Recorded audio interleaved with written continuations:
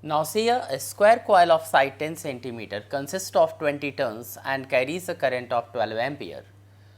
So the side is given to you, L is equal to 10 centimeter, that is 0.1 meter. Number of turns we can write N is equal to 20, it is given. I is equal to 12 ampere.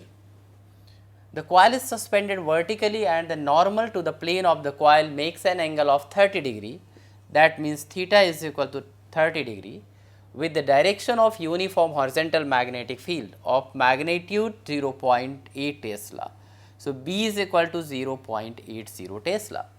What is the magnitude of the torque? So, we know the formula, torque is equal to NIAB sin theta, where theta is the angle between the magnetic dipole moment, that means the area vector of the coil and the magnetic field. So, this is given to us here the 30 degree.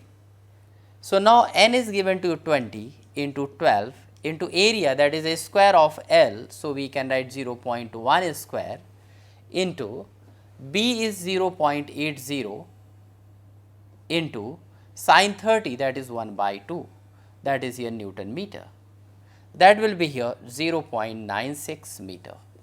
So, this is the torque acting on the coil.